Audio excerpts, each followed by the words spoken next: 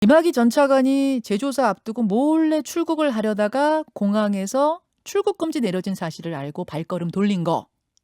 우리는 여기까지만 알고 있었는데 최근에 비하인드 스토리가 밝혀졌죠. 알고 보니까 검찰은 출국 금지를 내려놓지 않고 있다가 공항 직원의 제보를 받고 긴급히 출국 금지를 신청하는데 그 과정에서 가짜 사건 번호를 붙여서 급히 서류를 만들었다는 겁니다. 급하면 어쩔 수 없는 거 아니냐. 목적이 선했다면 봐주자라는 주장과 목적만 이룬다면 절차상 불법이 있어도 괜찮다는 건가? 그건 궤변이다. 이런 주장이 정치권에서 한바탕 붙었는데요. 근데 여러분, 이 김학의 전 차관 출국 금지 과정이 세상에 어떻게 알려진지 아십니까? 이게 조사나 취재 과정에서 밝혀진 게 아니고요. 한 공무원의 제보에 의해서였습니다. 근데 법무부가 이 제보자에 대해서 공무상 기밀 누설죄로 고발을 검토하고 있답니다. 제보자가 권익위에다가 보호를 신청했습니다. 과연 권익위는 이 보호 요청을 받아들일까요? 또 여러분의 생각은 어떻습니까? 오늘 권익위원장 인터뷰를 들으시면서 여러분 생각도 정리를 해보시죠.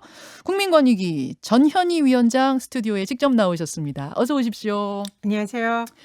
머리가 지끈지끈하시죠? 네, 그렇습니다. 정말 그러니까 국민권익위가요, 여러분.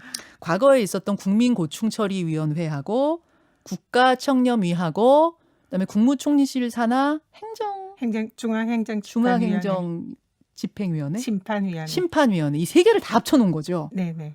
그러니까 이게 보통 어려운 기관이 아니에요. 굉장히 중요한 기관이고 민감한 기관이고. 지난번에 추미애 장관 아들 문제를 제보한 사람 권익위에다가 SOS를 청했었는데 그때 처음에는 공익제보자가 아니다 이랬다가 결국 2개월 만에 공익제보자로 인정이 됐죠, 위원장님? 질문이 조금 사실관계가 다릅니다. 그렇습니까?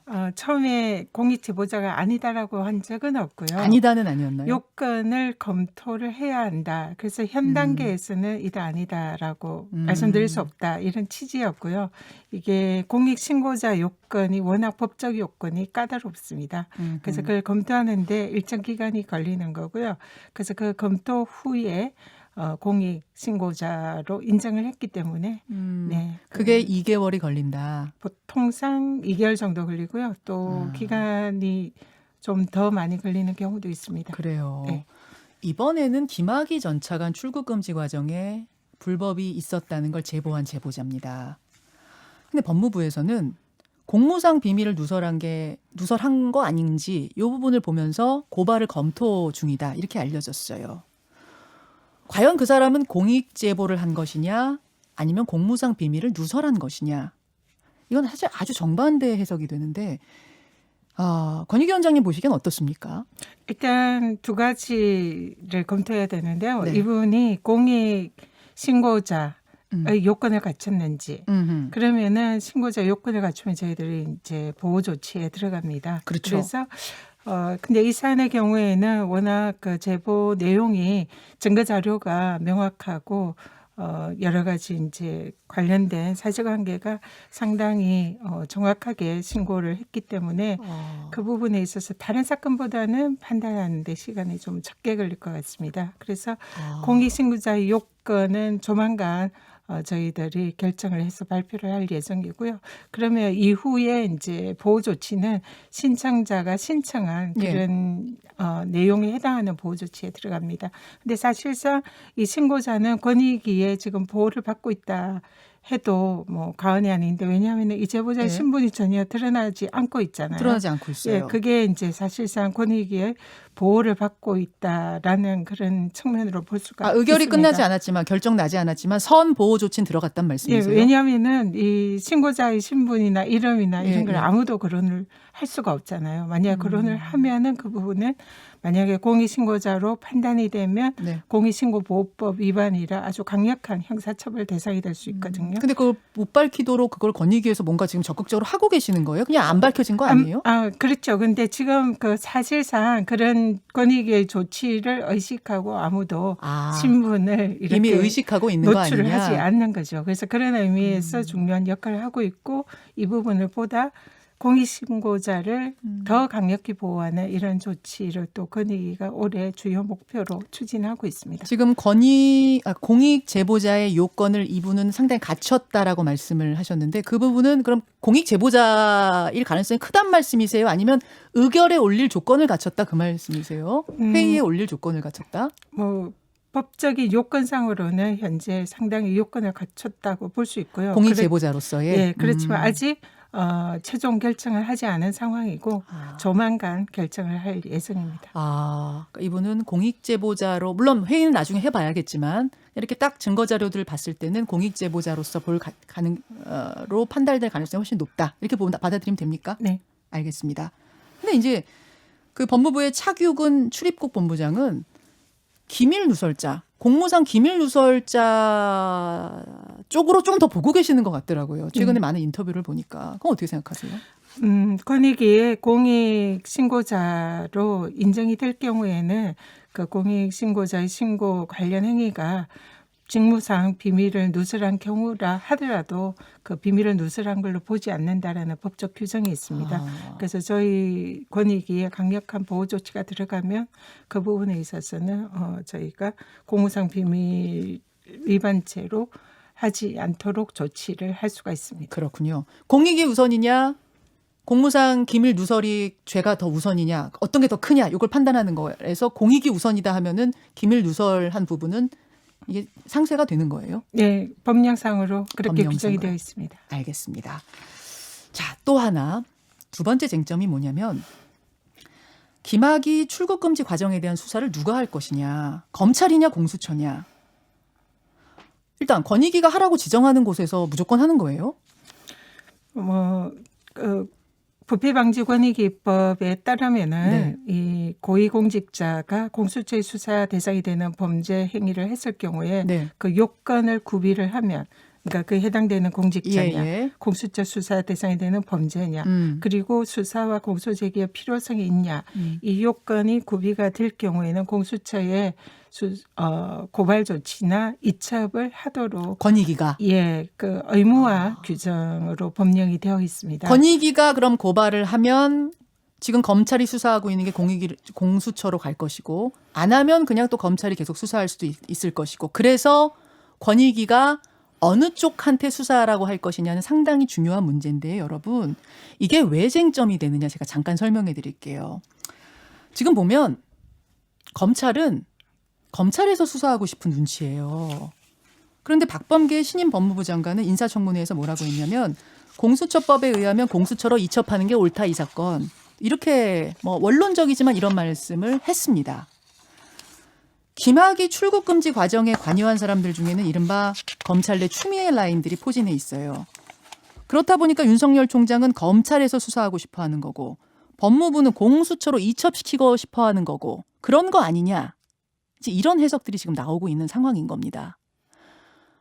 권익위원장님은 어디서 수사하는 게 맞다고 보십니까? 제 개인적인 생각을 말씀드리기는 곤란하고요. 왜냐하면 이거는 권익위에서 법령과 원칙에 따라서 결정을 하고 전원위원회에서 최종적으로 의결하기 때문에 제 개인적인 입장이 여기에 영향을 미칠 여지가 없습니다. 그래서 그 부분에 관해서는 우리 권익위 절차에 따라야 될 것 같고요. 방금 앵커님께서 말씀하신 검찰이 현재 수사 중인데 그러면은 이 사건이 어디로 갈 것인가. 사실상 권익위에서 그 판단을 할 때는 검찰의 수사 과정도 판단의 내용이 될 수가 있습니다. 수사를 잘하고 있는지 어떤지. 검찰에서 수사하는 사건과 동일한 사건의 경우에는 권익위가 이 수사를 또 사실상 종결할 수 있다라는 근거 규정도 있거든요. 잠깐만요. 그 말씀을 제가 잘 이해 못했어요. 검찰에서 수사하고 있는 사건과 같으면 종결한다? 동일한 사건의 경우에는 이제 권익위법에 따르면은 종결할 수 있는 그런 근거 규정이 있습니다. 그래서 의무 규정은 아니고요. 그래서 여러 가지 상황을 판단을 해야 됩니다. 그게 무슨 말이에요? 그러니까 검찰에서 이걸 수사하고 있으면 따로 고발하지 않고 통상 검찰에서 수사 절차가 이미 개시가 됐는데 권익위에 신고가 되는 경우가 있어요. 그렇죠. 그 경우에 양 사건이 동일하면은 그 사건을 권익위에서 종결할 수도 있고 또 그 사건을 검찰에 보낼 수도 있고 네. 법상 그렇습니다. 그래서 음. 여러 가지 상황을 검토를 해야 되고 실제로 권익위가 이 사건을 최종 의결할 때까지는 통상 2, 3개월 걸리기 때문에 예. 그 이후에 공수처가 수사를 할 수 있는 상황이 만들어졌을 가능성이 높습니다. 아. 그런데 그때 검찰에서 수사가 이미 종결했을 수도 있고요. 종결해버렸을 수도 네. 있다. 2, 3개월 후에. 그리고 사건이 검찰에서 계속 수사가 계속되는 상황에서는 예. 검찰의 송부나 이첩을 할지 말지를 또 결정할 공수처로 수 있고. 갈지 그 부분도 이제 저희들이 요건 검토해서 그때 결정을 하게 됩니다. 2, 3개월 안에 지금 검찰이 수사하고 있는 걸 그냥 끝내버리면 그걸로 끝인 거고 그렇죠. 2, 3개월 지났는데도 계속 수사 중이다라면은 그때 공수처로 보낼지 검찰이 계속할지를 다시 생각하겠다. 결론 내겠다. 생각하겠다가 아니라 권익위 절차상은 2, 3개월이 걸리기 때문에 그때 권익위 절차가 마무리될 가능성이 높다는 거죠.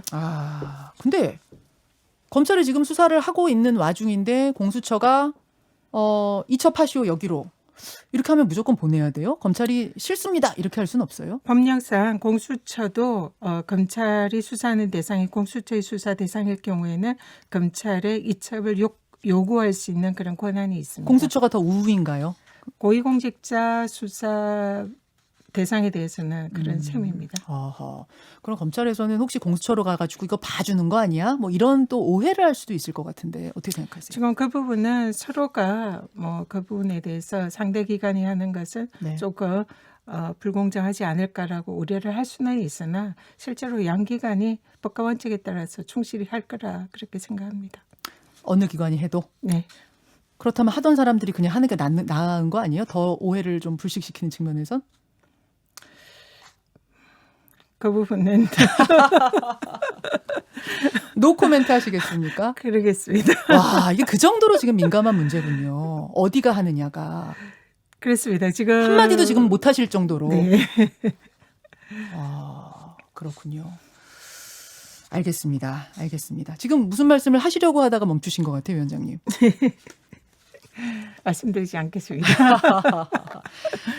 사실은 우리 이제 권익위원장이 정치인 출신이시기 때문에 이런 민감한 사건들이 있을 때마다 여러 가지 또 비판들도 있고 합니다. 네. 어떻게 생각하세요? 정치인이 가서 지금 뭐 좀 공정하게 못하는 거 아니냐, 뭐 휘둘리는 거 아니냐, 막 이런 얘기들도 나오잖아요. 네.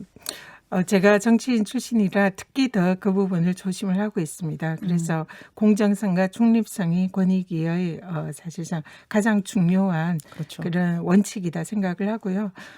그 부분을 계속 강조를 하고 있습니다. 그래서 1년에 그동안 이제 정치적 중립성을 의심받는 사건은 권익위가 정치적 중립을 의심받는 일을 해서가 아니라 네. 그 부분에 정치인 출신이 갔기 때문에 공정하지 않는 거 아니냐라고 지레 추정을 하고 간주를 하는 그런 측면이 있고요. 실제로 저는 이 권익위의 그 일련의 그런 여러 가지 논란이 된 사건들에 있어서 제가 개입을 하거나 제 의견을 표명을 하거나 그런 적이 없고요. 우리 그동안 권익위가 해오던 원칙에 따라서 공정하게 우리 직원들이 프로세스에 따라서 처리한 사안들입니다. 그래서 해석을 그렇게 하는 것이고 실질은 그 어떤 기관보다 더 공정하게 또 중립적으로 하고 있다라는 말을 자신 있게 말씀드릴 수 있습니다. 그럼 2개월 후에 공수처로 가느냐, 검찰로 가느냐, 이거 두 가지 다 열려 있다. 이렇게 결론 내리면 되나요? 일단 오늘은? 네, 그렇게 보시면 될 것 같습니다. 알겠습니다. 전현희 국민권익위원장 여러분 지금 만나고 계십니다. 그나저나 보니까 말이죠. 얼마 전에 우리나라 국가 청렴도가 세계 180개국 중에 33위 역대 최고 기록했다면서요? 네, 그렇습니다. 지금 각국의 국가 청렴도를 국제투명성기구라는 단체에서 매해 측정을 하고 있는데요. 네. 180개국 중에서 지금 올해는 61점, 33위를 이제 기록을 했습니다. 이제 이게 좀 아직 우리나라 국력이나 그런 그 국제적 위상에 비해서는 좀 낮은 점수입니다만. 근데도 역대 최고네요. 네, 2017년 문재인 정부 출범할 때 51위였거든요. 네. 근데 지금 이제 33위로 굉장히 많이 상승을 했고 해마다 지금 상승하고 이제 최고 점수입니다. 사실상 내년까지 이제 한 세계 20위권으로 진입하는 것이 정책 목표인데요. 예. 그래서 이런 추세로 가면은 충분히 달성 가능하지 않을까 기대를 하고 있습니다. 사실은 20위도 네, 그렇게 높은 거 아니에요. 우리나라 위상에 우리 위상에 비하면 비하면 아직 갈 예. 길이 멀죠. 그럼에도 불구하고 어서 빨리 달성해서 좀 기분 좋은 뉴스로 한번 또 나오시면 좋겠네요. 네, 오늘 노력하겠습니다. 고맙습니다. 감사합니다. 예, 전현희 국민권익위원장이었습니다. 김현정의 뉴스쇼는 청취자 여러분의 참여로 이루어집니다. 트위터, 페이스북, 레인보우 게시판, 그리고 단문 50원, 장문 100원의 유료 문자 샵 1212, 우물정 1212 통해 참여하실 수 있습니다. 김현정의 뉴스쇼, 여러분과 함께 만듭니다.